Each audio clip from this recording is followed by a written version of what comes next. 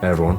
You hear people saying that the state of gaming gets worse every single year when you have like huge AAA studios making worse stuff every year. Whether that be bad games or inconvenient decisions that only serve to piss off the fans. Sometimes there are certain decisions or changes that have to be made to accommodate for the game. For example, like the storage size. When you're playing a game that's like really realistic graphics that feel like almost lifelike, you can see why you need to reserve like a lot of space on your console computer for the textures. I mean, it's not the 2000s anymore where the most realistic looking game there was like 100 megabytes and you could fit on a tiny wafer disk. That part I understand, but if I'm going to go as far as like dedicate 2/3 of my storage just for a game, I expect like developers, to meet their other side of the deal and at the very least compress the game or optimize it to make it as small as possible. And that's it. Funnily enough, when you actually sit down and take the time to see like what you compress, there's a lot of like unnecessary stuff you'd cut out or at least like take other paths to make the file size smaller. This is a very niche example, but Titanfall 2 when it came out like 10 years ago, whatever, the game had a weird choice where I have no idea why they picked it, but they made every sound file in the game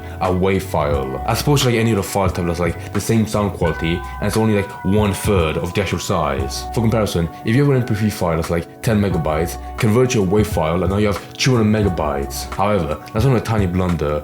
When you look at another game that not only missed to like optimize one part of the game, but went on and said, that and decided to refuse optimizing everything about the game, which is the exact case for the new Call of Duty game, Call of Duty Black Ops 6. And it's not a big surprise that the file size is gonna be massive. When you have like 5 other kids and family tree, they're all pieces of shit. You can expect somewhat what the 6th kid is gonna turn out like. But I'm willing to bet you weren't expecting it. If all the other games were like, maybe 150 gigabytes, that this one would turn out to be double that, well over 300. 309.85 gigabytes if you want the exact pinpoint detail.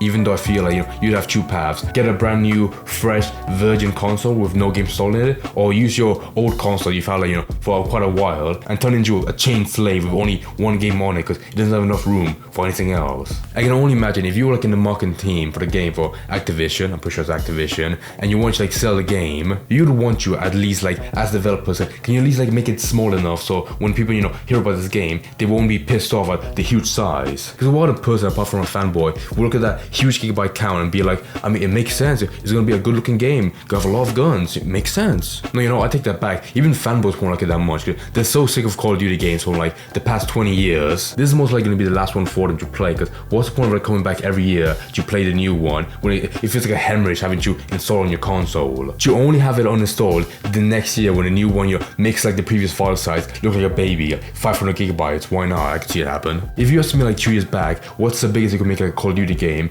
I'd say around like 200 gigabytes, where it would be like a huge accumulation of games. You have campaign, multiplayer, zombies, and maybe Warzone, and one extra mode, to keep you cozy and well fed, But if it's gonna be that much, 300 gigabytes for the same shit, like the same 3 modes we see every single year, I can't see how you'd find that appealing when it's probably gonna cost more as well, since most games are going above the $60 price tag for, inflation and production cost. So moving past that, if you up in the marketing department to make push away fans from buying it, you will need customers to understand why it has to be that big. Well, they're like, okay, I understand somewhat, but they feel that as well because now whenever you're playing any mode like campaign or multiplayer, you have to be connected always online no matter what. Complete like a heroin addict where if you have bad internet, it goes out for a second, the game turns off, it's your fault. And why does it have to be connected online always? Because of the high quality unnecessary textures that people are more than happy to abandon to lower the file size. I can understand somewhat that most Subway fans, they'd be willing to cut someone's throat for the best graphics possible, or like some PC fan that wants his $5,000 PC to blow up in his face. But same for the average person that has an old console or can't buy a new one. They don't mind that much playing on decent graphics. They're fine with that. I really feel like in that case, graphics have been like the poison of gaming, since 2010, where you could make a game look really good, but it's not that essential at the end of the day. I knew think that publishers would firmly believe in that if they could save money, but no, since then, every AAA game has avoided decent graphics like the plague. My god. I'm looking for my phone for like stuff about the game to talk about in the video, and I'm looking at this video of the gameplay. It looks so generic, like exactly like the 5 other games before it, with no change at all. And it doesn't even look like that, mind-blowing. So that makes me wonder, if you play the game offline, does that mean like the decent graphics that has right now, like considered the 300 gigabytes, will that be turned into even worse textures that look god awful? Probably not, like that's only a dumb idea. But if you need the game to be connected to the internet at all times for like basic stuff like textures, it makes me worry just a tiny bit. Honestly, you can boil down this entire issue, the huge file size, to simply they made the game in a year. Of course they rushed it. In my mind, whenever I envision like a Call of Duty game in the making, I just see like some comatose patient in a hospital bed, engineered to be as strong as possible,